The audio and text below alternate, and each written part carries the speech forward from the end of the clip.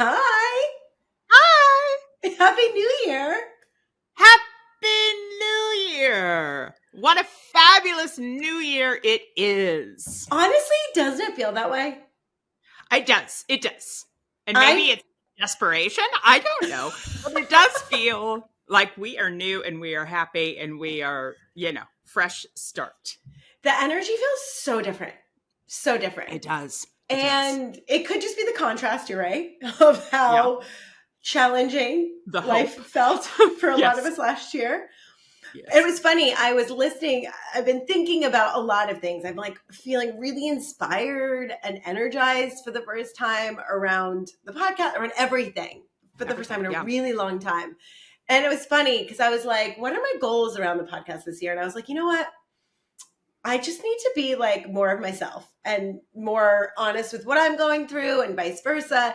And like, it is not that this needs to be like a weird spiritual podcast, but like I do talk about this stuff a lot, like with you and the people in my life. For and like, sure. Whatever. I'm going to just kind of out myself for being like a little bit witchy, and not that everyone needs to be, or that I don't believe in science, because I think science is very important. But yeah, the energy feels different. It really does. And again, I don't know if it's just from desperation or just like, but I feel like there's hope, and maybe it's a collective exhale that we had at the end of 2023 of so many. I felt like so many of us were just like, oh boy, let's be done with that. Yes. Right? Yeah. So maybe it's just energetically, we're all, as opposed to just individually like, oh, I'm excited about a new year. It's like the entire world. Well, I am a reflector, for those of you who maybe listened to the human design episode. And I do reflect back the health of a community, a group, a world sometimes. So let's hope this is energy I'm getting from everyone. Yes. I pray. Speaking of the end of the year, how were your holidays? How did you wrap up the year? I know you went home. Thank you so much. Yes, I went home, and boy, it did not turn out to be a regular holiday. No. The day I got there, the day after I got there, found out my stepmother had COVID. Oh, no. And I got some sort of stomach virus. So I was puking and pooping for 2 days. It was so bad. So then, everyone stayed clear. So it was just the three of us. My dad was being as good as he could as a And did your dad get sick at all from the stomach bag or COVID? Good for him. No. Shocking. Miraculous. I know. They realized they had a holiday party the week before, and someone there tested positive the next day or something. Yeah. And I'm going to say it. Listen, this isn't scientific, but I feel like this is an educated guess, and I'm going to go with it. I feel that because my stepbrother also got it, I feel that the shorter people got COVID and my dad didn't, because he was above the air.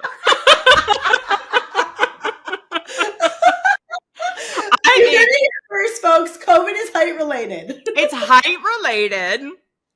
I think, because I was like, if Dad was milling about at the party, right? I was like, the rest, especially if we're talking about this one guy, patient zero, like he's talking into, down to my stepmom and stepbrother and other people. But my dad was above it, Well, those who don't know Claire, she's quite tall. How tall are you? Yes, indeed. I'm 6'1". And how tall is your dad? Well, he's shrinking. He's now he was like 6'3" at his height. So he's still now 6 feet.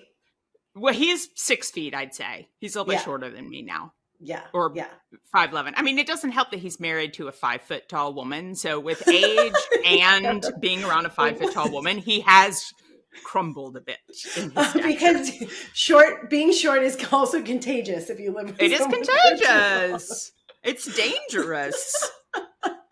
Well, this is why I always went for tall guys. I was like, give me a little bit of this height. Health.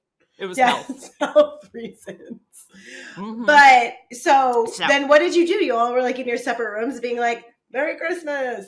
Yeah, essentially. Well, we were able to sit far apart. We were wearing masks. And then after, it was like midweek. I was there for a week, and midweek she was feeling so much better and she tested negative. I tested negative, and my stomach was bad. I couldn't eat a ton, but I was stable. And so the last few days were nice. I was able to like actually visit with some people, and it was good. So, but it was kind of unexpected, but it felt good with the purge that I had planned to do for 2023, because I scheduled a colonoscopy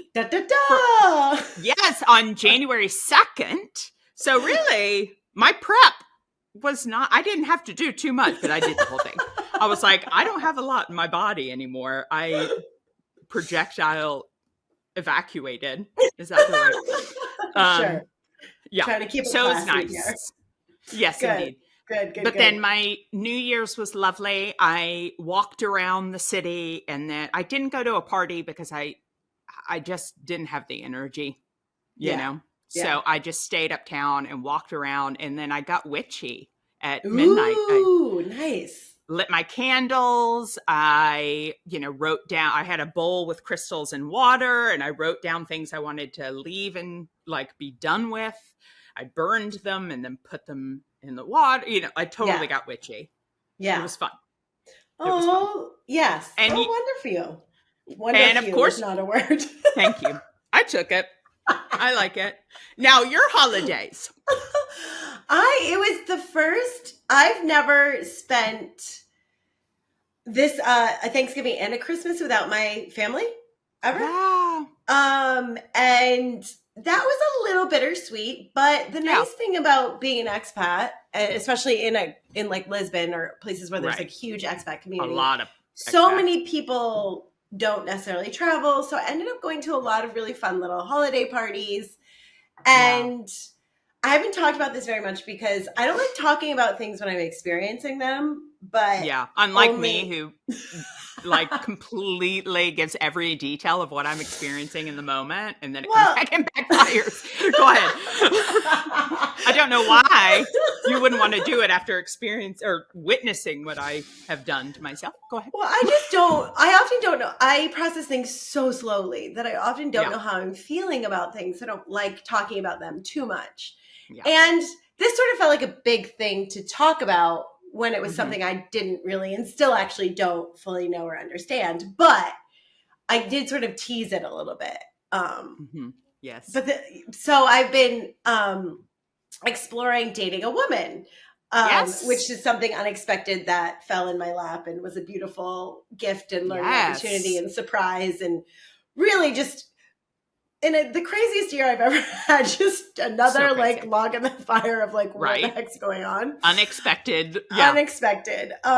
But she's delightful, and I got to spend her Christmas Day with her and her family, and they're Brazilian, so I got to do fun Brazilian things. And then she and I spent a week in the Algarve, which is the southern coast of Portugal, at the beach. And it just was the nicest because, there's no pressure to do anything. We both, she had moved back to Portugal this year. I'd obviously just moved here. She had a couple of big health and work changes. I've had so many things happen and change. Similar. Yeah. And we both were just exhausted. So there's like no pressure. So even like after Thanksgiving, I sort of let go of the year because I had all of these things I was trying to work on. And I was like, you know what? The holiday season, I'm just going to let go of everything that I've been like almost, swimming against the current.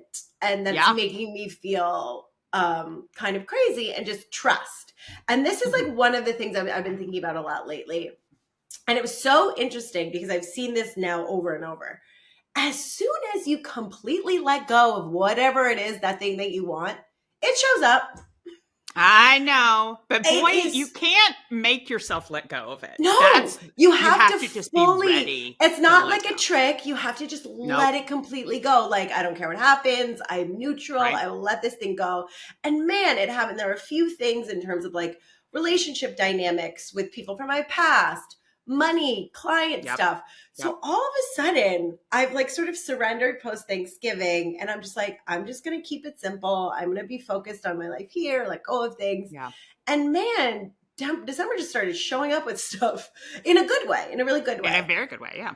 But it was funny. So we get to Algarve. It's a couple days. We're like beach walks, sleeping till like 11, like everything's so just like no pressure, not on our phones, so slow. And my nervous system is fine. Like my body is so sensitive, right? And I do this thing and I've seen it, and it started during the pandemic because I think obviously stress got more and more, right? Yeah.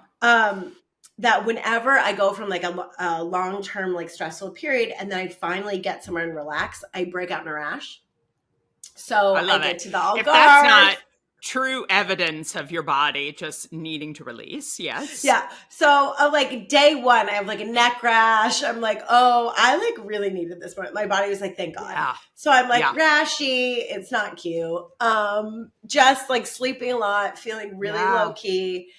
And then I had to laugh because it was like the most low key day. Like I was like, I was drawing and watching movies and just like making art and drinking coffee in bed and like, wearing bathrobes. Chilling. We're just completely chilling. Like spent this entire day inside, which was kind of gray. And I had these like new oil pastels. So I'm like making art.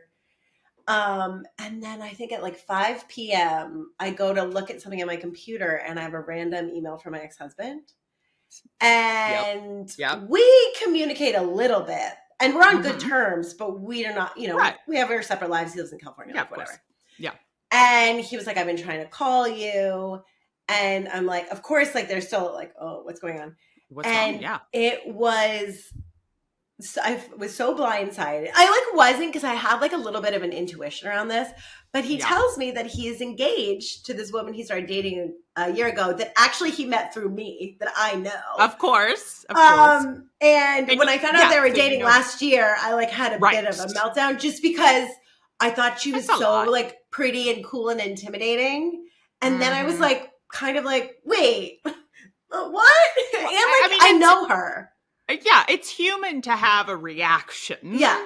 To be like jealous and weird and whatever. But then it's like, oh, wait, I'm just identifying. This is just like it's not real. It's, Although but hearing that he's engaged. He asked her, But it was even funny last year when he told me, and you and I were laughing because we thought like, whoa, I had a hard year 2 years ago. Wasn't that funny? I had just come out of like a really toxic situationship with this guy like 5 days before where he was being like a real like crazy person. Pretty horrible. And being really incredibly like, I don't even, manipulative and strange. And 5 days later, he's a narcissist. I'm like, yes, in LA, getting all of my stuff to finally move out of LA, having dinner with my ex-husband, who, I mean, we will love each other forever. He's wonderful. He's just my family. So it always feels like comfort. And especially I'm trying to move countries. I'm not sure where I'm living. So it's comfortable that we have this really nice dinner. I'm feeling so like nice, and I get to see my dog and we're together, and he tells me he's dating this woman. I just burst into tears. It was like, girl. And he obviously felt so bad. He was like, Lianna, you were just like living with your ex-boyfriend in England. Like, you're like, I know, but still. I know. I know. And he's like, you have to be happy for me. I'm like, I am, but like, she's so great. It was very funny. Yeah. But of course I was like super happy for him, and like with space around it, it was like, oh wow, they're actually really well suited, I think. But it was funny because it was a real kick in the pants from the universe, because then the next day I got about 55 boxes of my stuff from my like old life and my marriage delivered to my Airbnb in West Hollywood. And the day later I'm looking at like photo albums and wedding gifts and like the tickets from the Whitney the day he proposed, and I'm just sitting wall to wall. There was no walking room in this Airbnb, with my old life just sobbing, old life memories, like, laying on the ground crying, throwing everything away. And you were such a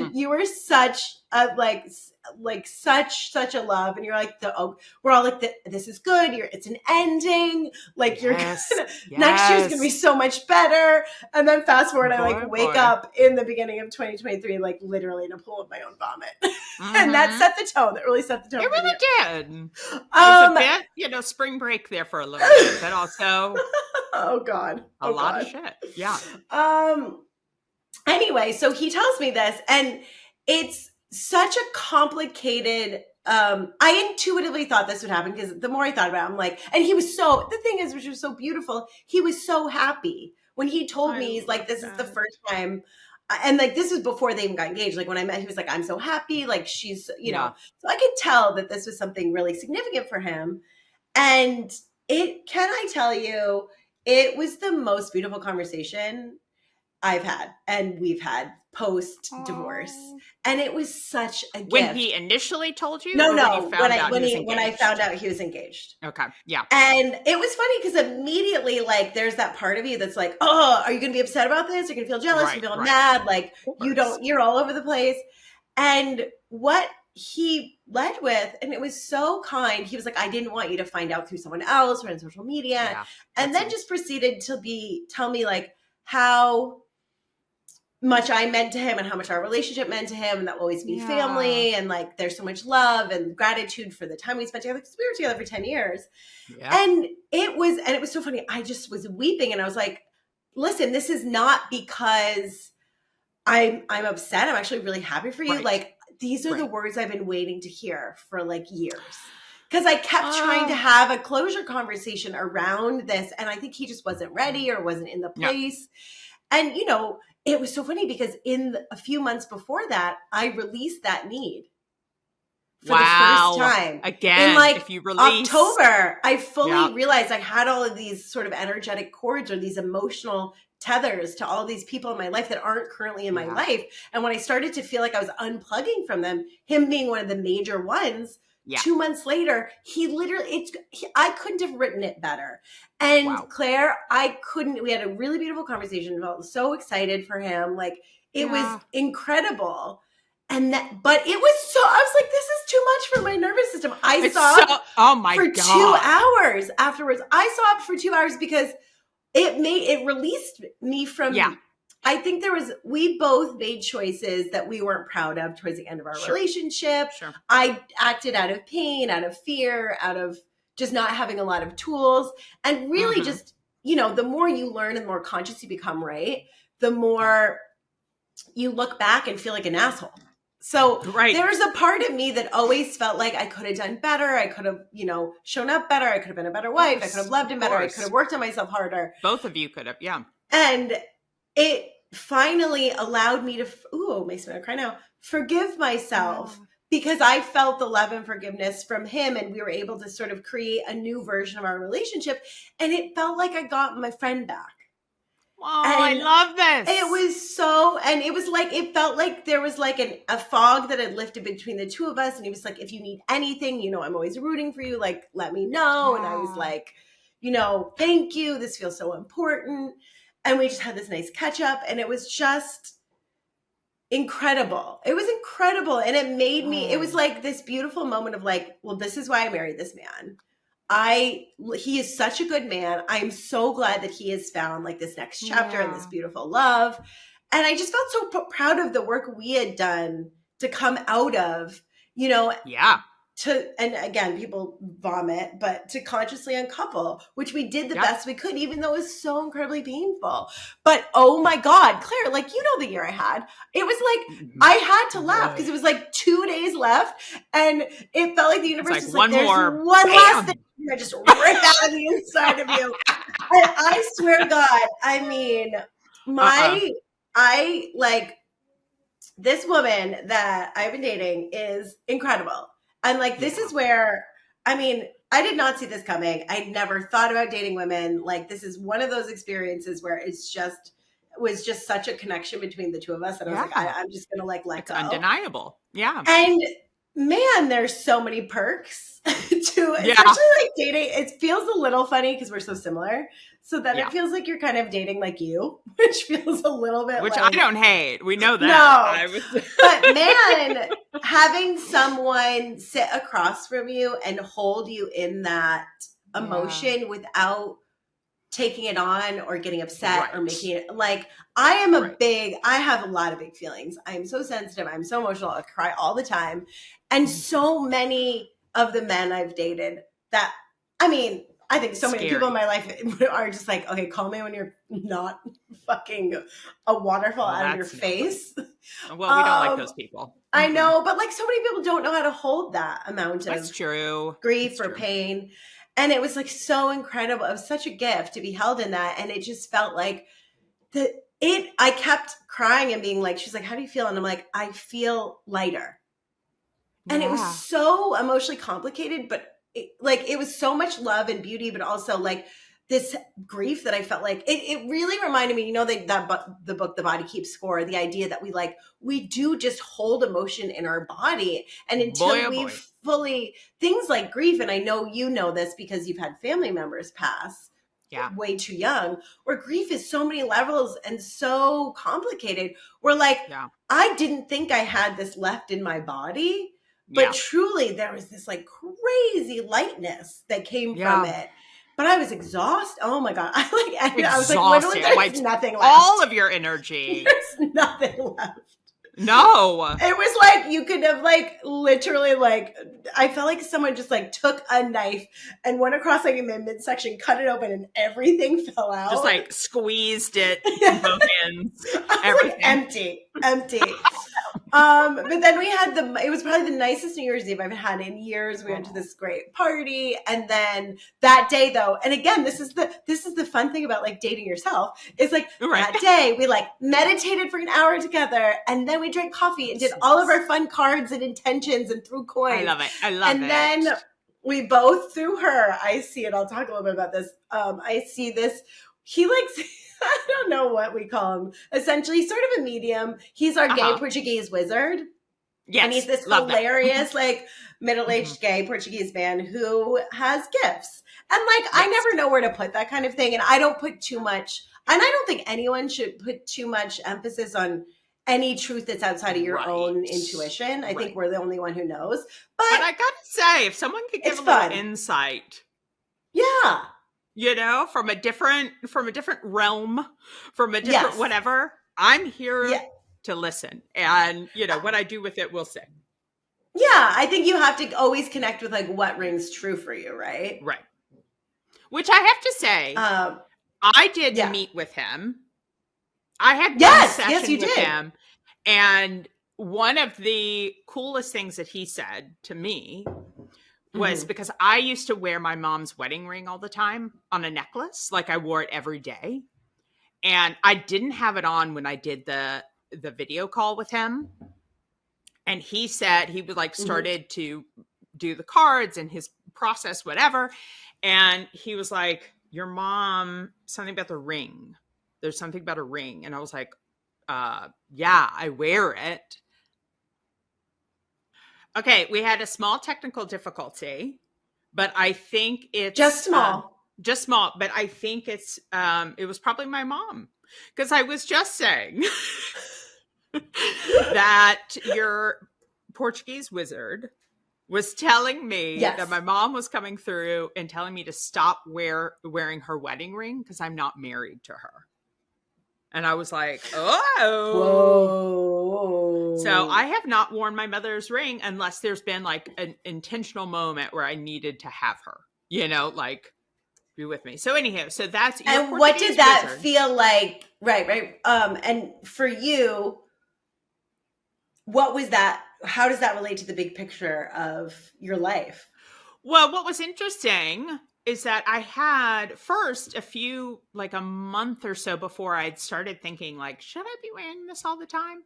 Because last year, one of the biggest discoveries was that I had been living the life that I thought my mother, my mother would want or needed. Right. So so much of my connection with New York is like continuing the life that she was living, and also with my sister. But one of the main reasons that it's time for me to leave is that I need to start exploring time with me and my identity and who I am, as opposed to living in her shadow a bit here. So for him to be like, so it was perfect.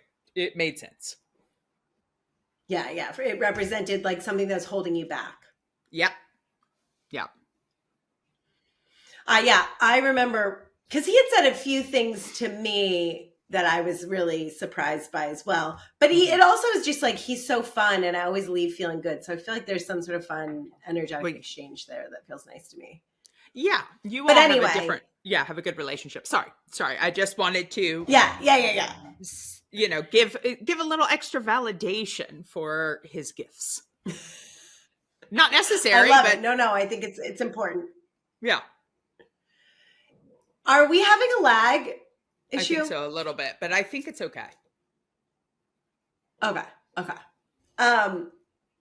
So anyway, in the afternoon, he had given us all of these fun things to do. Like we had to get white roses and make a wish and throw them in the ocean and break these candles. Yeah. No, for the 31st. Oh, okay. And then dump a bottle of champagne in the ocean. So we did all of these fun things and like swam in the champagne ocean water. So it really felt like a full release of 2023, which was so nice. And it was funny because I saw him last Thursday. He, before Christmas, was like, you need to come in on like the 5th or something at this time. And I was like, okay. Because I sort of only, I don't see him very often. And every once in a while, he's like, I need to talk to you about this thing. And it was hilarious because he spent most of our time just lecturing me that I have to get out of my own way. Wow. And I think for me, and like that is the one thing I see about everyone too. Like at the end of the day, yes, there are things with diet or trauma or jobs or relationships that are problems, but so much of what I deal with clients, the root cause is them getting in their own way. And it was really funny and beautiful to have someone give me this perspective in a very sort of cheeky way where he was like, what do you have to worry about? Why are you making things so heavy? Like, look at all and it was funny because while I did go through a lot last year and really like face a lot of my inner turmoil, it also was mine. It was mine. Right. And you can't discount that because we all have the experiences that we have and the trauma that we have. But it was this kind of fun and empowering session that just reminded me that like the key is always in your pocket. Like you have the key to unlock whatever it is at all times. And we often, and this is funny because, we did this to sort of talk a little bit about resolutions and stuff, but we tend to outsource so much of our happiness, joy, decisions, all of those things to other people or to situations. We have to decide that we need the job or the partner or the money or the something first before we can be happy or before we can feel good about ourselves. And that's just not the case. And it was this really funny sort of humbling, because he has this nice sense of humor about him, where he was just kind of like, you have everything. Like, what is wrong with you? And like, yes and no. But like when I look back on it, like I have a lot to be grateful for. And I think that, well, this time of, if we can all start the year looking at that, where it's like, okay, yes, I might want to make more money, or I might want to feel a little different, or I might want to call in that great love, or, get that promotion. I think there's something incredibly important about really taking inventory of like what's working now for you. And like, what are the things that are going super well? Because when you think about that and you start your day really connected to what is really good, like that's a different day than starting out thinking about what's bad, what's not working, all those things. Yeah. I think it's interesting with the talking about the key in your pocket. It's so much easier to think that someone else has the key. Because then, there's that passivity of, well, I mean, it's not on me. It's not my, and I'm saying that from being very aware that I knew the key was in my pocket and I refused to get it. Refused to get it. Well, yes. Can I call you out for a second? I wish you would.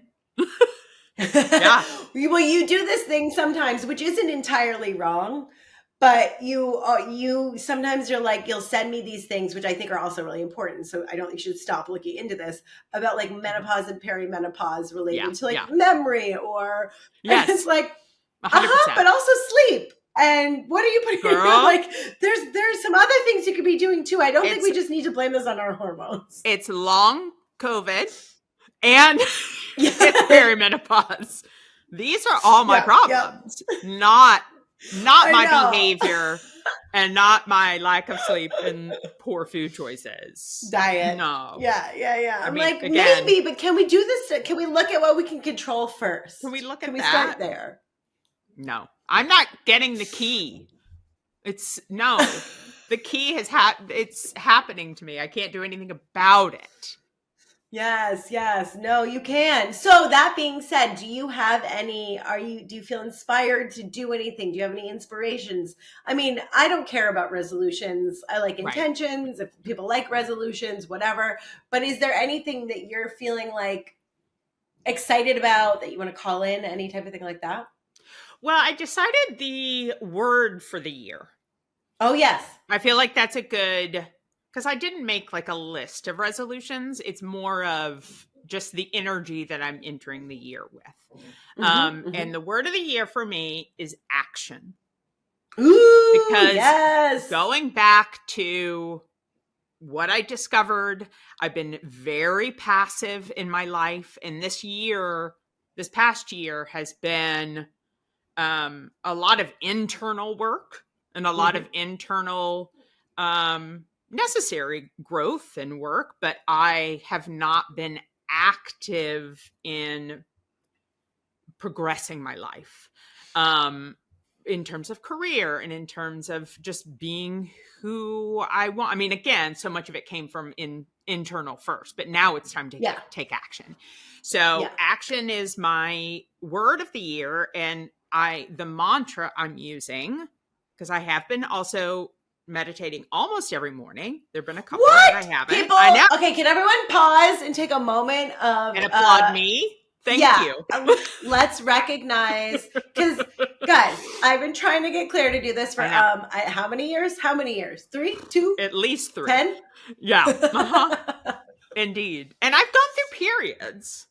Like when I was doing the sleep challenge, I did it every day. And like, I'll go through periods, but I am trying to, I'm trying to create a morning routine, which I've never been great at. So I'm trying to work that in. But at the end of or during this meditation, the mantra that I'm saying is, I will take the action to create the life I want.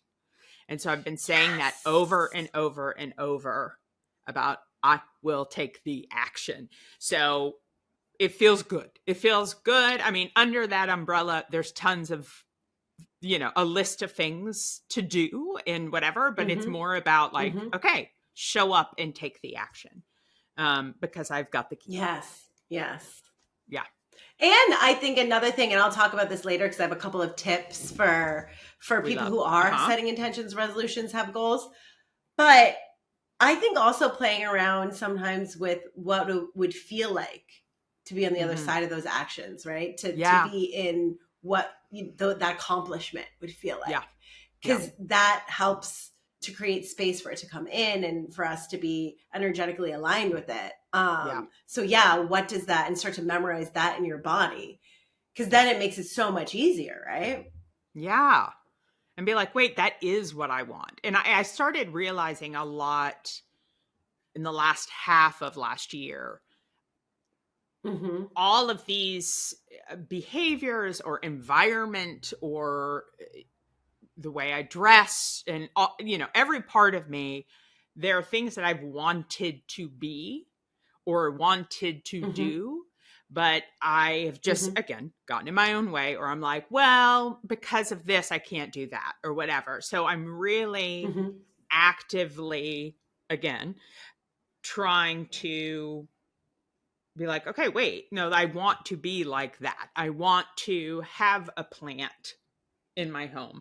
I want to dress more this way. I want to be, anywho. So I'm trying to create the life that I have been dreaming of. And I just thought something else had to happen first. And I didn't know exactly. I mean, there was always some excuse or some reason. And for a little bit, it was like, well, when I get to LA, it'll be this way. But I feel like, before then, I can still start living a life that I want. So.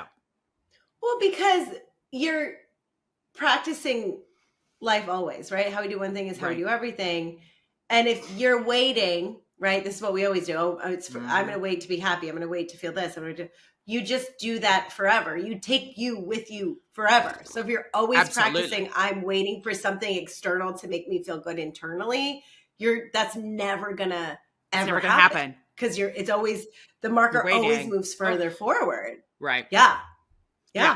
So I am, it's, knowing I have to take action if I do want to take this next step, which means moving to LA. So I've got lots of actions that need to happen before that. And so instead of lamenting that it will probably take 4 months for me to move, I'm like, oh, I get to do so much stuff before that.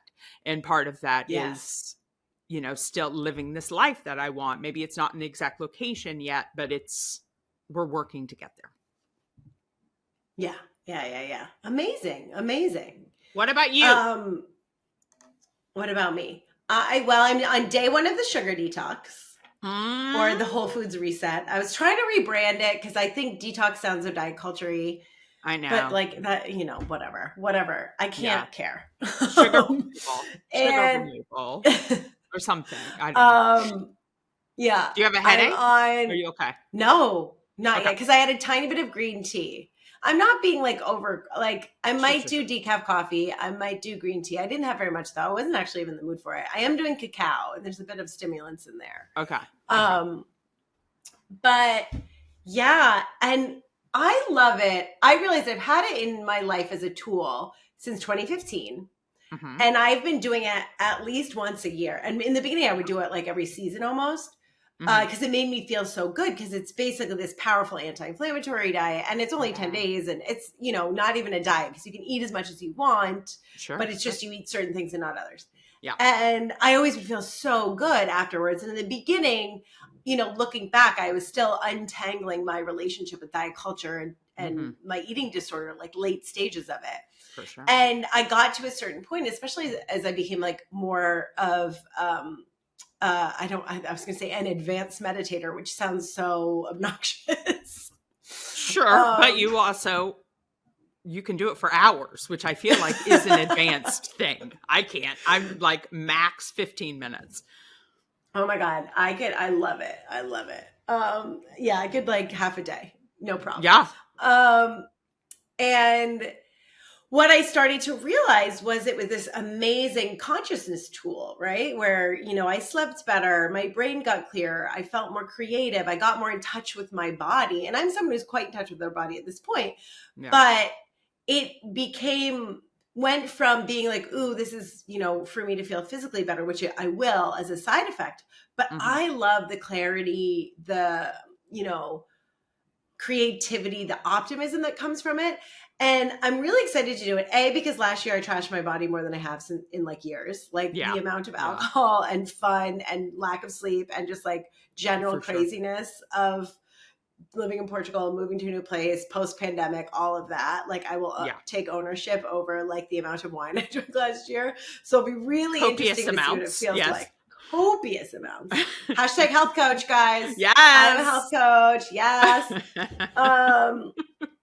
And I'm so excited because like you, and I think I hear this more and more from a lot of people, even Erin last week was sort of reflecting this back. So many people had a year last year that was like deep internal change and growth.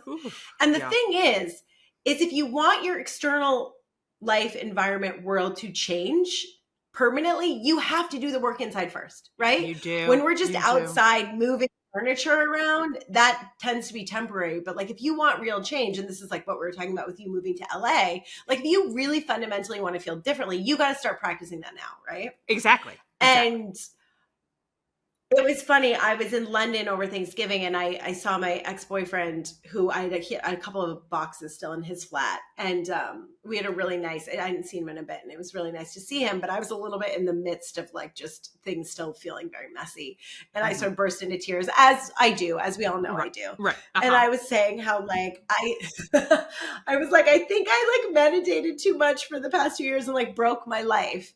Meaning that the amount, like the growth that came in the last few months was really this like other stage of consciousness where I saw really deep behavioral coping mechanisms that I had started in childhood that I was using my entire life to feel safe that no longer worked. So I was in the middle. We talk about growth being like you're a hermit crab, right? And you outgrow the little shell and then there's no big shell yet and you're just naked out there, right? Oof, so I was in this really interesting state, feeling very exposed in the fall, feeling like, wait, all of my coping, everything I know that inherently makes me feel safe is gone. I cannot count on anything I've done in 40 years. And it was terrifying because then I had to face what was making me cope, right? And making me create these behaviors, which was like really early fears. Who knows? It could be like generational trauma. Like, you know what I mean? Like as a very sensitive person, like it was stuff from like felt like childhood, really, really crazy childhood stuff. But then brought me this, again, much like the conversation with my ex-husband, a weight being lifted. It felt like, and I know I talked about this probably in one of our past podcasts, but it felt like, especially that one really intense situation where I felt like almost I like fell into a hole inside of me and like faced my deepest wounds. It felt like on the other side of that there had always been a radio on all the time in the background that had been shut off. Or like I'd always been swimming in very choppy waters and all of a sudden it was clear. And it was a sense of like calm, safety, and stability I'd never experienced in my body that after a couple of years of really intense meditation, I see that I've retrained my nervous system. Yeah. And I knew that was the intention when I started, especially the Joe Dispenza meditations in 2020, but I didn't realize what I was doing. I was like playing with a much bigger fire than I thought I was. Yeah. You didn't realize. And no. So I am so excited because all of a sudden I had a new relationship to my body, right? Where it was like, I was doing a lot of things energetically in terms of how I related to other people to feel safe and like overgiving and all of these things that just I stopped needing to do. So all of a sudden I had different energy. I felt less exhausted. My digestion changed. And I'm still like discovering what is going on with that. But I'm really excited to do this 10 days because I've never been in this version of my body before. And guys, our bodies are changing all the time. So like we can't take for granted that like this is always going to work, right? You got to be able to listen. Yeah.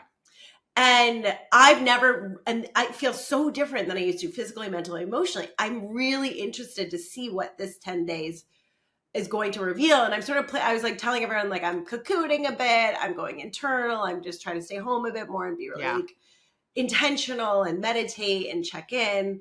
Because what happens too during these periods, why I love it, is if you are quiet and you clear your body from stimulants, right? Like you can't have sugar, you can't have caffeine, you can't have alcohol, anything that behaves like sugar in your body that can manipulate your blood sugar balance, right? And with our blood sugar, when our blood sugar is going up and down all of the time, so is our mood and our focus. Well, when you stabilize that, you start sleeping better, you start putting really anti-inflammatory healing foods in your body, you optimize your brain, all of a sudden I get more creative inspiration.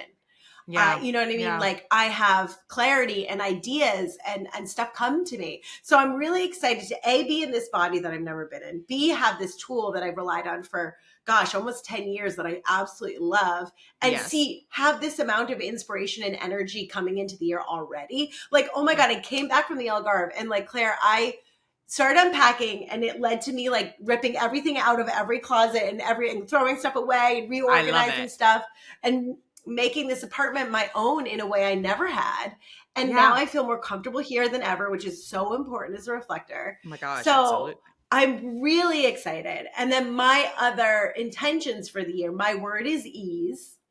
And it ties into what my wizard was saying to me, where he was talking about getting out of my own way and like seeing all the gifts that I already had and using that and stop doubting myself. And like, I think those two things, like owning what you have and your greatness, which we all have, right? Guys, like, where are you getting in your own way? Where are you playing small? Where are you afraid? Like owning that greatness that you have and allowing things, just deciding that things are going to be easy. And I remember when I was looking at at the end of the year, I was looking at what I was trying to call in and my intentions last year.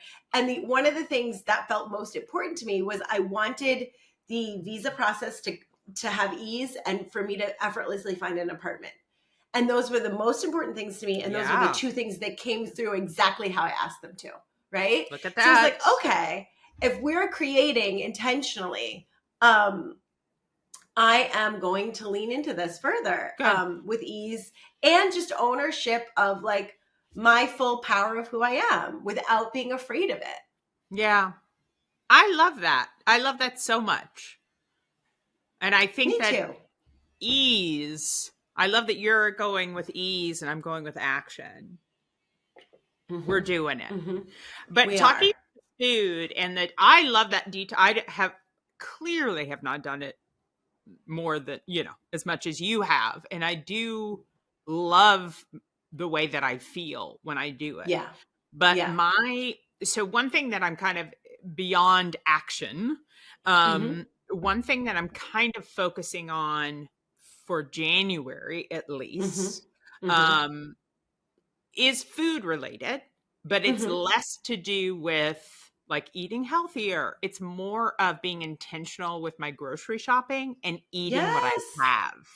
Good. Because I so often will just go to the grocery and get like snack stuff and maybe some like real food, but then I'll order food and I will let shit go bad that I've purchased. So so I'm really just trying to be smarter with my money regarding food, which is, so I'm not like, it's not perfect, but because I'm being more intentional, healthier choices are being made.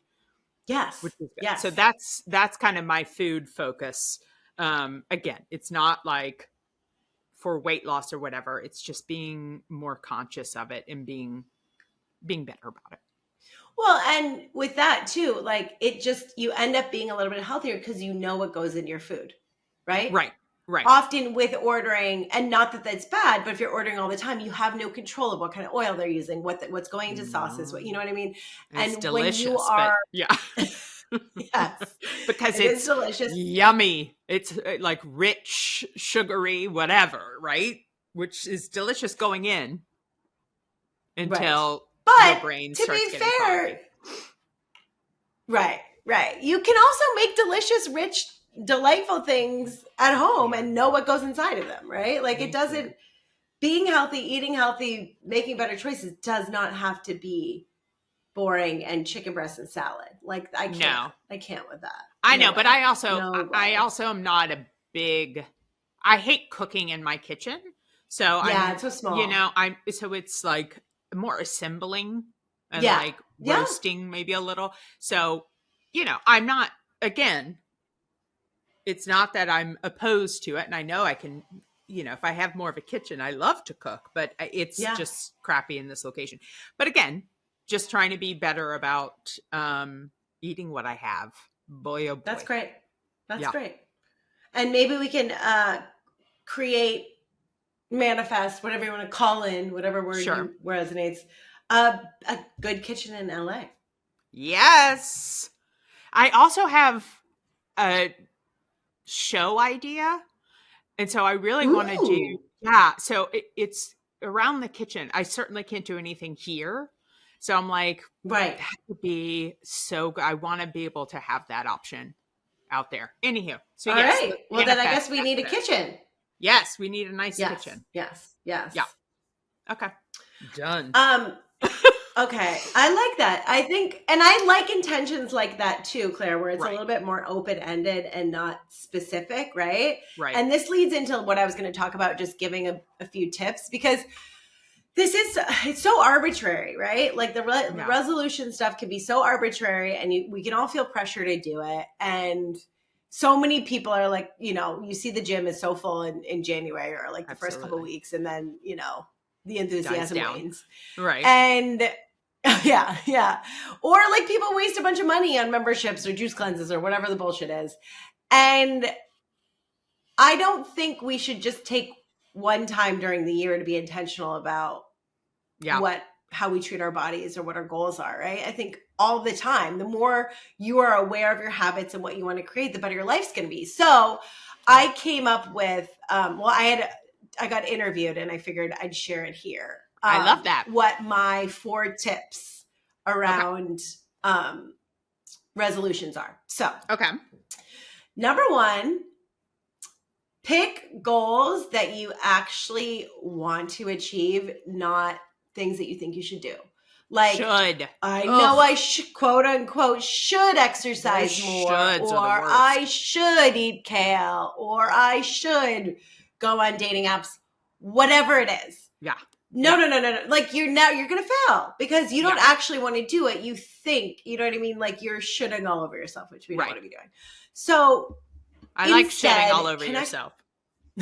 You are, and that's disgusting. I've been doing that for sure. Yeah. I know. Don't do it. Don't do it.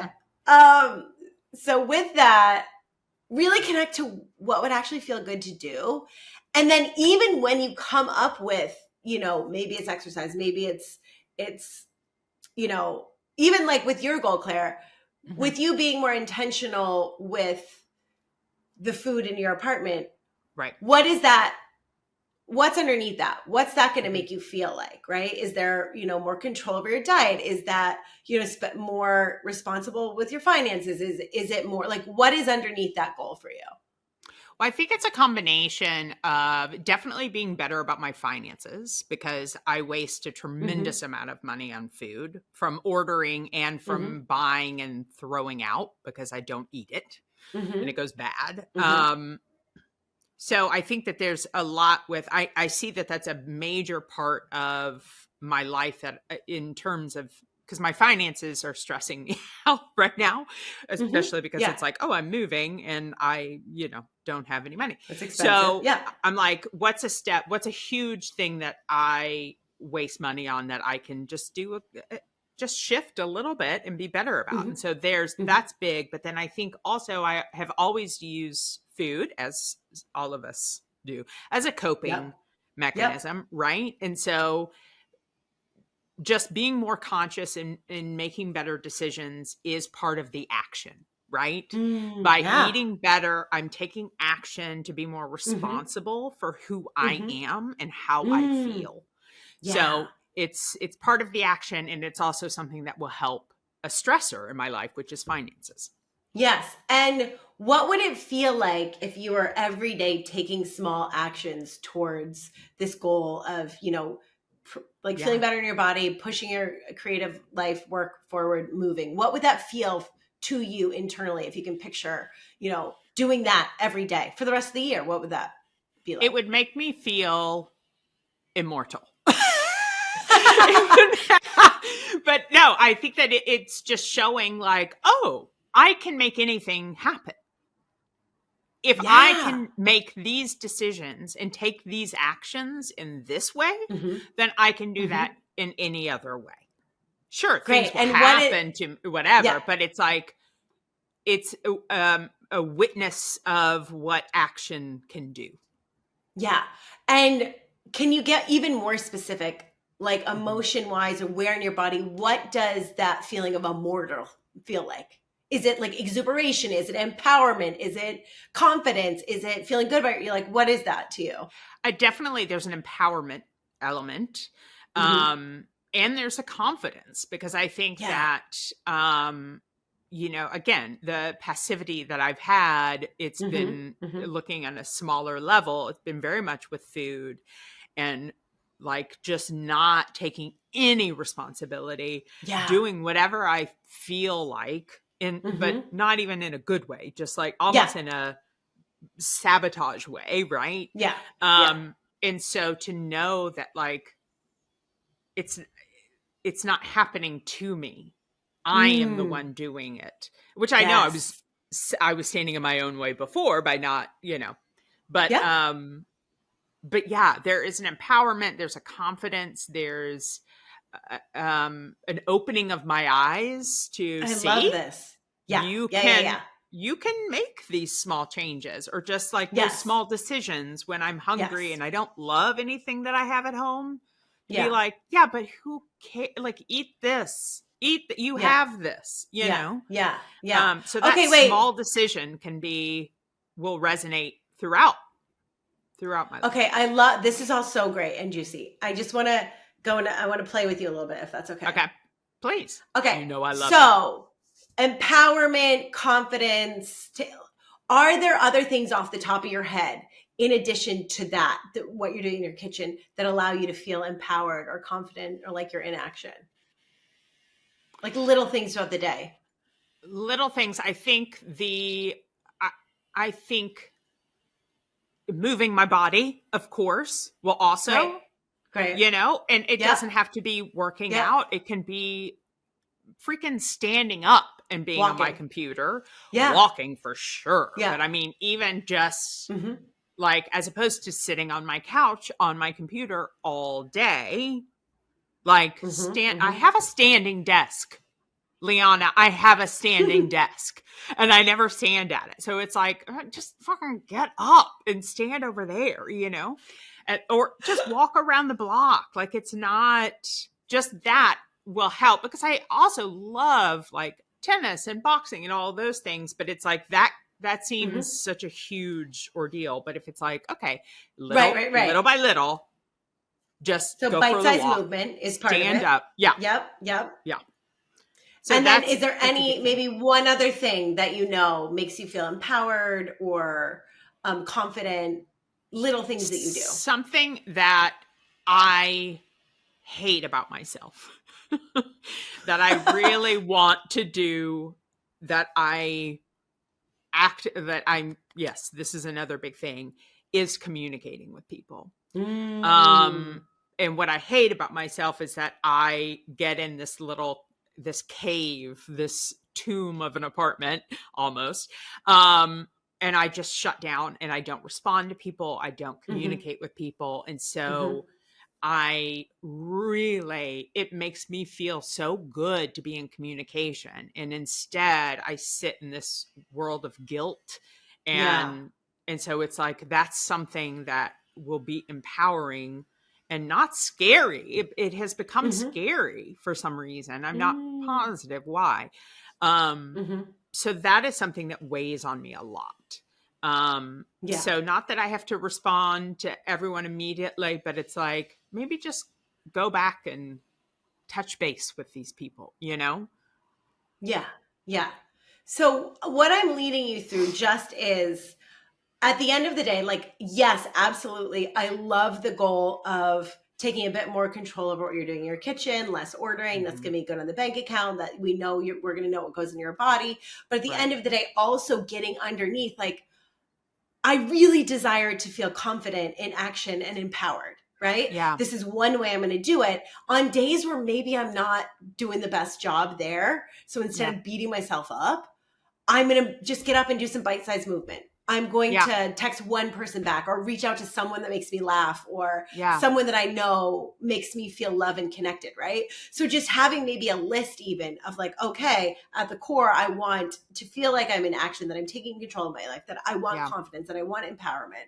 So these are a list of things I can do, all of which are going to lead to those feelings. And the more we start feeling better, the easier it is to continue going. And you already said this, right? You already nailed my number 2 tip, which is start small.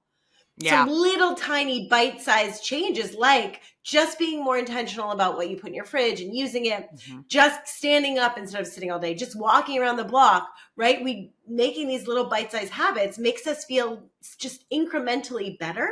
And then there's a bit more energy for the next thing and the next thing. And we're experiencing wins, right? And the biggest problem is so many people create these lofty goals that are just impossible. They don't have enough time. They don't have enough space in their day or mental capacity. That's a lot. So within a few weeks, they're so frustrated and they're letting go. Where when we start with these really small things that we can do, again, people overestimate what they can do in a day, but underestimate what they can do in a year. So you think about that 1 degree change. Look at that. You're making 365. Where are you at the end of the year, right? With those tiny little changes. And then the bigger part of this, if you want to bring it back to science, is So any accomplishment, no matter how small, releases the neurotransmitter dopamine, which boosts your mood, motivation, and attention, right? It also signals to you to keep doing this activity again and again and again. So when we're doing these small bite-sized things, and that's why I like breaking it down to like, what's the feeling and what are a bunch of little things I can do in service of these feelings. So every day I can chip away. And again, going back to what we were talking about, like before moving to LA, you're starting to practice who you want to be now and not make it determined on something outside of you. Right. Right. Absolutely. And I think that, like, talking about the dopamine, I think all three, the three of mine, but the small movement, the conscious food, and the communication, all three of those, I've had some heavy, as so many of us have, depression and mental health concerns, right? Yeah. And all three of those help my mental health. And in these, you know, life-changing moments, I need my mental health and my brain to be strong and functioning well. And so in order to feel like I have a control over that, it's food, movement, and community. Beautiful. Right? And like and the thing is, in the beginning, like, this is how we go from quote unquote self-sabotage or those old behaviors that we lean into during times of stress into creating these new healthier habits without even realizing, right? So what you just said is really huge. You're like, I actually know. And this is why it's like good to keep lists or reminders and to do this work over and over again, because it takes a bit to create those new grooves, those new neural pathways in your brain, where you're not automatically reaching for the, you know, the beer or the cookie during times of stress or the texting of the ex, right? Right. And instead you're like, ooh, what I really need to self-regulate is more sleep or a hot shower or more vegetables or yoga, whatever it is. And starting to teach yourself, because now, and I was laughing because we were both, we're talking about a couple of past relationships quickly on the phone earlier. And I was saying, I was like, well, no, it doesn't feel tempting because it looks like what gluten or dairy look like to me at this point, which is like a stomach ache or diarrhea. Diarrhea, 100%. Engaging in like certain past relationships just looks like I'm asking for like emotional diarrhea. Exactly. I don't I'm not interested. No, we don't need that. I know better. Yeah. And yeah, so really looking at what are the small things and then reminding yourself of what your things are, because it doesn't take much, like even like a little bit more sleep, a little bit more water every day, a little bit more vegetables. You do that for a couple of weeks, just these tiny little things, 5 minutes of meditation, you will notice the difference within a couple of weeks. And that will move the bar up, right? And you have a little bit more energy, a little bit more motivation to do the next small thing. And that's how we make lasting changes. Yeah. You know what's interesting? Something else beyond my trying to meditate every morning, the thing that I really enjoyed when I did my sleep challenge back in the summer, fall, I loved reading at night. And so I'm trying to do that as well. So, which is again, around a healthier sleep habit, but I'm not like trying to make it a big deal. I'm just like, ooh, this book, I'm interested. Let's get back in bed and read it. You know, so it's like, I'm trying to, again, that's a small little thing. And I don't do it every single night, but I really enjoyed that last year. And so I'm like, okay, well then keep doing it. Yes. You enjoyed it? Do it. Yeah. Just do it. Don't be dumb. Yeah. Do it. Come on. Don't be dumb. Don't be dumb. I would never say that to you. Never. You might think it. But just kidding. The amount of times I think that with clients, I will never reveal. Never. Although I think we think about ourselves more than anything. It's like, oh, I'm doing this thing again. I know better. Yeah. So stupid. So the next, I have two more little tips, and we'll try to wrap this up because this has been the never-ending podcast. But whatever, That's what we do. That's what we do. We had to do a catch up and look at the year ahead. That's a lot. I know. Oh, it's a lot. It's a lot. Okay.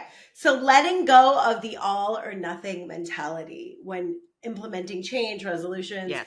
And this is what's so crazy, right? People, everyone, there's one setback and they just quit, right? It's like, oh, I always fail. I can't change. I don't know how to do this. I can't lose weight. I can't, whatever it is. Or I'm going to do this every morning and I miss one morning. So why even do it again? No. Right. I'm never doing it again. I failed. Tomorrow. I didn't do it perfectly. I'm never doing it again. No, of course not. Guys, failure is such a big part of success. It's such a big part of change.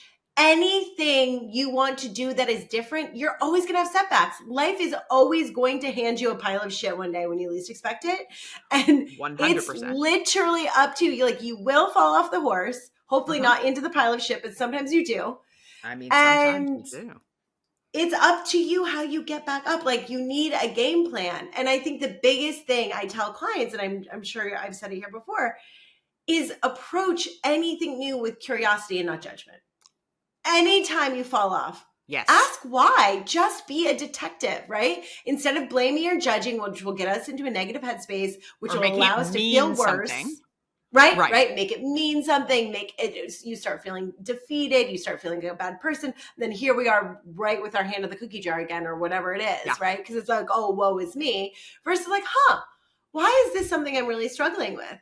And like, it's amazing what you'd find. Like, when I was coming out of the dating situation I was in earlier this year that it became pretty challenging for me, I was like, why can I not let go of this dynamic? I'm having such a hard time. And when I really sat with it, it was repeating a childhood pattern. It was numbing pain that needed to be healed.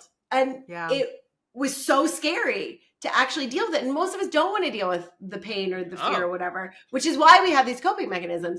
But truly, if you can be curious and gentle with yourself and not judge and just treat yourself kindly like a child learning something new, right? Like, have that beginner's mind and be willing to get up over and over again. There's no way you're going to fail, because there's no such thing as failure if you're learning. Yeah, it's true. You're not failing. You're not failing. No. And like, and you may go out, with the intention of, I am going to sleep more, or this or that, or whatever it is. And if you consistently find that, like with you, we were talking about, like, you've had a lot of big emotions come up in the past few months, right? You've been processing new feelings, opening your heart in new ways, doing a lot of really beautiful stuff that, ended up being emotionally complicated. And I kept being like, and you were just really emotionally full, and we would talk about things, we'd talk about things exhausted with Ching or me. And then I was like, I feel like you need to be moving through this on your own. And I was like, what about journaling? And you're like, no. And I was like, what about you like to talk? What about you do like a audio journal? And you started doing that. Talk about that, allowing it to be something that works for you. Well, that's so true. I love the idea of journaling, but I have such a block with it. Yeah. Like, the manual act of writing is something I can't, it's so difficult. But something that I started to do last year, and then discussing with you, I started trying to do these morning pages, not doing it every single morning, but trying. Yeah. And so I do on, there's many applications, but in Google Docs, I just open one up on my phone, I make the date, and then you can do voice to text. And so I talk out morning pages, like my brain dump in the morning. Yeah. And then it's written down, but I don't have to write it. Yeah. No, and that way I'm talking, because again, talking is my way of processing.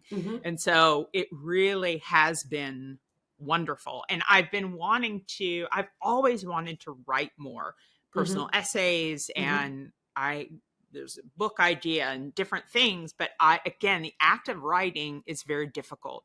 But I find that if I get it all out with talking, then I can go in and edit. But it's like, I got to get it out. And what's funny, just as a side note, is I did see there was some interview with Mark Duplass, who I love, who's recently been really honest about his mental health journey, which I love that he's doing that. But he was saying for the first draft of his scripts, he does the same. He talks it out. Doesn't Amazing. question, doesn't go back and read it. He talks it out. And then when he's done, he goes Mm-hmm. back in and edits and fills things. But he was like, this way you just get it out. Because Yeah. sometimes it's so hard just to, ugh. So Well- anyway, that's what I have been doing. And I've really enjoyed that. Yeah. And I think the point of that, right, is like, watch how things evolve. You have a goal, you Yeah. have an intention, you see how you want to feel, you play around with it. It may not be what you initially thought. And that's Right. okay. Be curious, fine. make it work for you. It doesn't matter, right? As Right. long as you're moving forward and feeling good. And that's so interesting. That reminds me, I had a session with I love her, one of my clients who's finishing her time at Cambridge. She's in her last. Yes. I don't think they Love call them her. semesters there, but I'll do it. Terms? Probably term, yes. Terms or something? And she was talking about how God, I'm so proud of her. She's made so much progress in the past year and a half.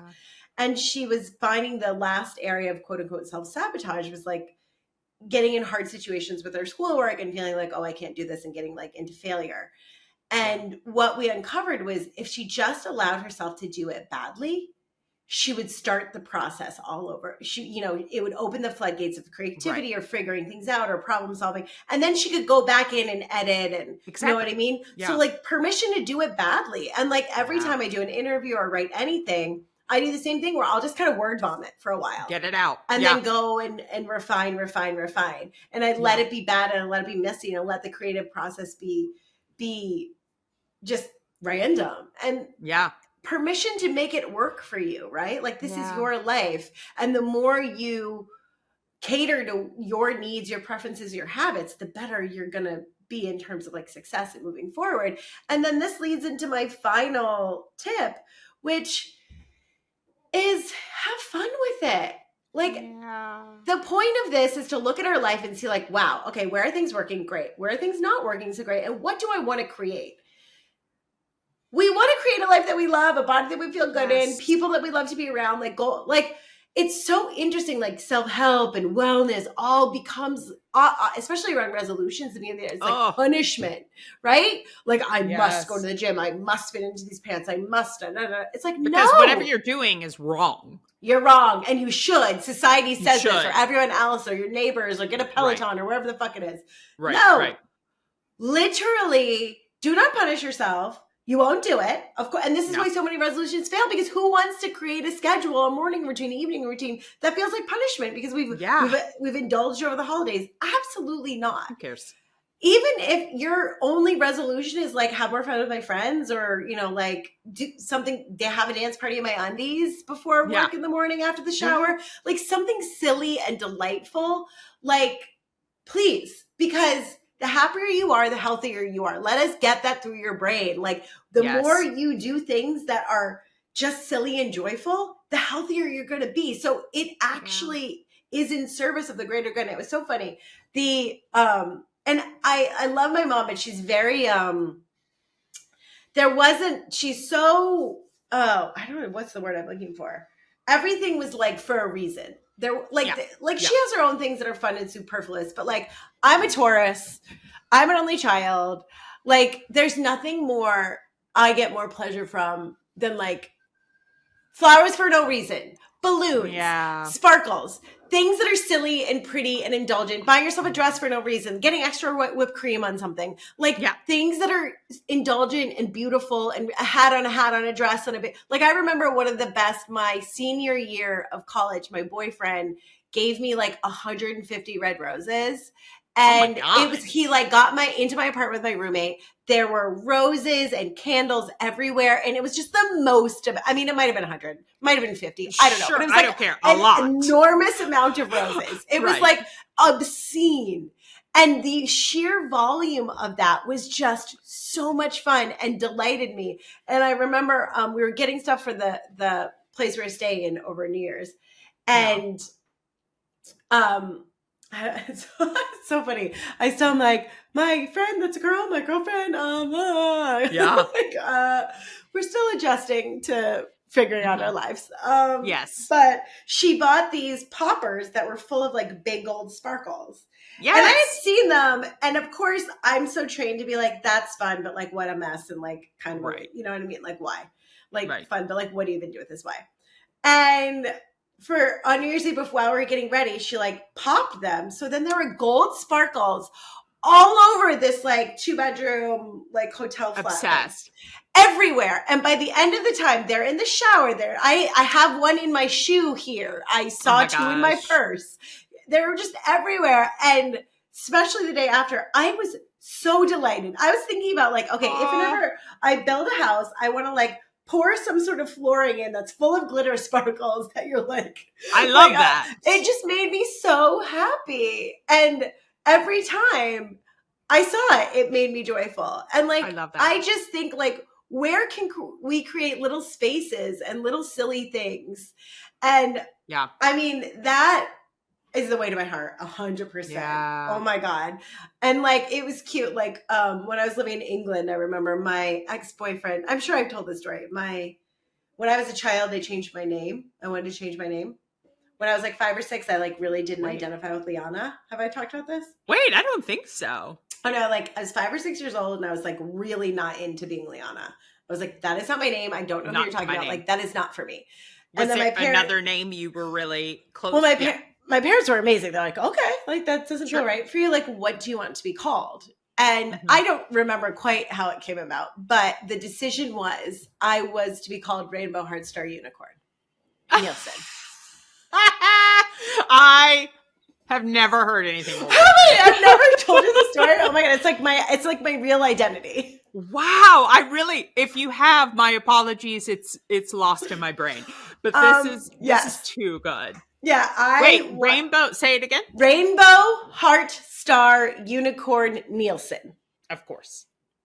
Like, my parents were like, definitely did not skip a beat. We're like, absolutely. My aunt was like sending me mail, which who gets mail as like a 6-year-old anyway, with that name. Like it literally was like, this is like my essence and still probably. Yes, this is my And name. I remember my ex-boyfriend, Neil, we dated when I was 25. And I remember we were sitting at Welcome to the Johnsons. Did you ever go there on the Lower East Side? We're sitting at Welcome to the Johnsons, which is like this real scuzzy hipster dive bar on like Rivington and Essex or something. It's like, it's like, it's set up like a 70s basement. Yeah, 100%. Like there's like, what is the wood paneling, that like fake wood paneling. Like overstuffed floral couch. With plastic cover on it. Yes. They serve like PBR. Yeah. And there's in this like white fridge. Yeah. Oh, there's like a white old school fridge. And like, I like worked near there. We would hang out there because I was like kind of cool for school, like a little hipstery. No, of course you were. And so I'd be sitting in my like American Apparel Deep V and we're like drinking whatever. Probably, who knows? I don't know if I was in my tequila phase yet. No. You're probably having PBR because that's what. I don't know. Beer's never been. I think the gluten intolerance after college, I was like, I think this makes me die. I can't do it. Yeah, I can't. So we're sitting, and I don't know. We like early. It was like early on in our dating, and we were. I don't know what, but I remember it so well because we were talking about being kids, and I tell him that story, and he's delighted because he's got a little bit of like I think it's funny.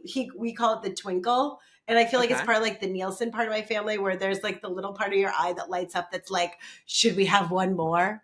Should we do the naughty thing? Yes. Should we like do the ridiculous, silly thing? Should we call it like, should we like skip school? Like one of my best friends always talks about, we were talking about like what's everyone's like inner energy and not that I even smoke, but she's like, you're peripherally like the cheerleader who skips class to smoke cigarettes in the parking lot. 100%. But like, that's the energy. Like, let's be good and bad at the same time. Right. Yeah. So he and I have the twinkle. Right. And so he's like, the twinkle is like, what? This is amazing. And I just remember though, he's like, wow, he's like, yeah, I wanted to be called something else too. And I was like, what was it? And he was like, just Bruce. Stop it. I love that so much. Just Bruce. So then forever. And then especially when we started dating during the pandemic again. So I hadn't seen him in like 10 years. And I don't even know. I'm just, you know me. I'll just like, I say yes to whatever. It was the weirdest year. I was like divorced, living with my parents. I'm like, we're all going to die. Everyone's happening. Yeah. And we start talking again. He convinces me to come visit him in England. And I'm like, who cares? Sure, I'll fly during a global pandemic. Why not? England will let me in. So I go. And I get there in a red eye. I have not seen him forever. I like had wine. You don't sleep well. And he is there at 7 a.m. And this poor, shy English guy is bright red because he's holding these massive balloons. And there is a rainbow. There is a heart. There is a star. There is a unicorn. Stop it right now. Yes. Wait, I love that. I know, it was really cute. So even on my birthday, I remember, because I ended up moving to England, he would always like surprise me with like rainbow heart star balloons. And then I remember I told my mom, and then after we broke up, and I was like, a couple years ago, I spent my birthday with my parents, and then my mom did it. And it's like stuff like that. I know, it was so cute. Stuff like that, like so this silly over the top, and it could just be the littlest weird things, like this. Hold on. Pause. Where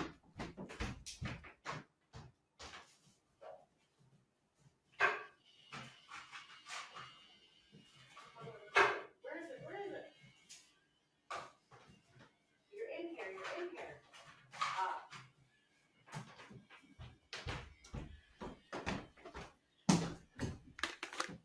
Like, whatever your version of this is. Wait, oh my gosh. He gave this to me. It's like a flashlight, but it's a unicorn holding a globe. That lights up. With rainbow colors. I mean, that's like adorable. Like he gave this for my birthday a couple years ago. Just like stuff like that, where it's just like so stupid and so silly, and that you can have in your life that make you smile. Yes, is so incredibly important. Like the amount I want to just continue to do silly, joyful things. Yeah. But oh my God, to this day, he then just started calling me Rainbow, and has ever since been in my phone as just Bruce. Not Bruce, just Bruce. Just Bruce. I was about to say, did you ever get him a Bruce balloon? What does that look like? I don't know. You feel like it's like a middle-aged man, and he's wearing like some sort of like V-neck sweater with a collared shirt underneath, holding a clipboard. Sorry for anyone named Bruce out there. With kind of just like sandy brown hair, a little nondescript. Very average. Definitely needs a tan. Right? Oh, that's poor Bruce's. I'm sure there's some real hot, sexy Bruce's out there somewhere. I mean, Bruce Willis. Hello. Yeah. Indeed. But yeah, Bruce from accounting. You know what I mean? Like, that's what I say. Yeah. Oh my God. Now, wait, when did you say, okay, I can be called Lianna? I don't know. I think I was like 5 or 6. I forgot. If we ever get my mom to be on the podcast, we'll ask her. Yes. Okay. Because I asked her, she's hesitant because I got all the chatty energy from my dad. From your dad, yeah. That's not her vibe. But I know she was so funny when I asked her, because someone asked, one of my old clients requested that she come on. And she said, not until there's a paywall. Like, I'm too expensive. Listen, she knows her worth. She knows her worth. She's going to be like, listen, if you want to hear me, top dollar. Okay. Yeah. So when we start our Patreon, Karen's like, fine, I'll do it then. Perfect. I love that. I love that. But also maybe to answer that, it's still my name. If you want to call me. Of course it is. That's fine. It may not be on your visa, but it is still your name. That's true. It may not be, but I do have, and it was so cute. People use Revolut over here, and I didn't know what that was. It's like like an internet banking thing, and you have a card. And I was at home putting ordering the actual card, because you don't have an actual card too, but you don't need one. Sure. And my mom, when I was still at my parents' house before my visa came through for here, came over and saw what I was doing, and you can kind of put whatever you want on the front of this card. Oh, okay. And she was like, she kind of took over and then put a rainbow, a heart, a star, and a unicorn emoji on. So I have a credit card. I have an adult credit card with rainbow hearts with your 5-year-old name. I'm obsessed. And like my iPad, it says it on the back of my iPad, because like one of my friends works at Apple. Like it's sort of been it's low key my real name, if you wondered what it was. I am Lianna's my stage so name. Upset that I didn't know this. I definitely didn't know the extent of it. Oh you my may God, have mentioned it in passing years ago, but I don't. Yeah. I think that's really funny that hasn't come up yet. Yeah, that was like, that is like my real identity. I see it. Yes. Absolutely. Yes. Oh my gosh, that thing is so funny. I know. I do feel like I started realizing in December, I was like, God, I haven't had like good laughs in a long time. And again, I mentioned before, like my friend Tim, like we'll get together and laugh hysterically, but it's like, I was just so marred and so downtrodden, if you will, with like We're all so the emotions. heavy, so many of our own problems. Life is so hard. No, I'm like, God, I need joy and like laughter more frequently back in my life. So yes, I love that. Part of that is just getting creative again, because I just kind of stopped being in comedy essentially. And so now Claire it's is like, so funny, guys. She's so funny and fun to work with. So funny. Well, is there something that you could do every day or like put in your apartment? Like I'm trying to think of like the weird unicorn thing. Like where where can we give ourselves a bit more delight? And like to this day, like this runs deep. When my parents came to visit me for my 40th birthday, my mother, one day I was out, put some like tiny twinkle unicorn string lights up in my apartment. That's these like so little cute. pink ones. And I turn them on and it makes me so happy. Like it's so silly and stupid and like $5 or you know what I mean? Like where are the parts of your day or your closet or your bathroom where you can put something beautiful or silly or something that makes you light up? Well, I will say that I love the wallpaper I put up in my bathroom. Ooh, that's fun. So that does bring me joy.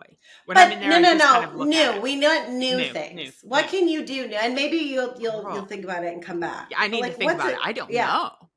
Right. I don't know. Let me think. What can bring you some joy and laughter? And I extend that to everyone. Yeah. Whether you're doing resolutions or not, keep them things that you really want to do. Get to the core. Keep the stuff small. Be curious and have fun. And if you're not doing any of it, my challenge is to how can you bring more silliness and lightness to your day, to your car, to your dining table, wherever, to your closet. I like that. Where you can have like inside jokes with yourself. And I stuff like that. That's fun. It's so fun. Yeah. All right. I gotta think about that. I know. Right. Okay. We'll have to check back in next time. Okay. Perfect. But thank you, Claire. And thank you for allowing me to sort of coach you a bit. I love it. You know I do. It's my favorite. That's true. That's true. She loves it. And I thank you for helping me this last year make it through. Boy, oh boy. And giving me the space to discuss it. So yes, indeed. So I'm excited for this year. And for what it's worth, the amount of DMs I got, even just saying how relatable everything you shared was, and it's like, I feel like I'm Claire and da, da, da, da. So even though you feel like, ooh, I'm oversharing or whatever, you don't know how many people you've been helping. Well, that's you just don't. Why I feel like I do it, so that does make me, if there's any way to feel a little less alone and connected with someone, then that's all I want to do. Yeah. So. Beautiful. Well, thank you all for listening. Happy New Year. I'm really excited about this year. I think there's going to be a lot of fun new things. Absolutely. If you can obviously, give us a rating and review, especially on Apple. Yes. How wonderful would that be? A review is wonderful. You can just say like, my silly thing is this or whatever, or or do emojis, rainbow, whatever. What is your childhood emoji name? Yes. What is your childhood emoji name? Please leave us those review. It's going to be like eggplant, squirt. I know. I know. You're like, okay, I support that. Great. All right. Wait, hold up the unicorn thing one more time without the light. Wait, move it closer in front of you. Look at that. That thing's too funny. Okay. I know. It was so funny. It ended up in my, the other thing, oh my God, Neil, you're such a love. The other thing he did was, because we may or may not know, I am a real peanut butter enthusiast. And for an English person, he was grossed out by the amount of peanut butter. He was like, you like peanut butter so much. Like, this is a lot. And during the pandemic, I was like living with him during lockdown. Yeah. And it was like, he got to really, because you're not going out, right? He got to see the peanut butter consumption was high. for Valentine's Day, I guess it was like 2021, he custom ordered my favorite British peanut butter, 4 jars. I only have 1 left because I moved. Oh, but my I had gosh. a rainbow, a heart, a star, and a unicorn peanut butter. Wow. And now I kept the rainbow one because yeah, I like that. Well, that's your first name. Yeah, exactly. It's my first name. It's your first name. I love it. Anyway, we love you guys. Happy New Year. Let us know if there are types of guests or questions. You can email us at where? lovethroughit@gmail.com? Love Through It podcast at gmail.com. Yes. And yeah, we can't wait. Here we go. 2024 is going to be such a good year for us. I can feel it's going to be great. Lots of laughs. Yes. Lots of silliness. Yes. All right. And lots of ease and action. All right. Yes! Love you, Claire. Love you. Love you all.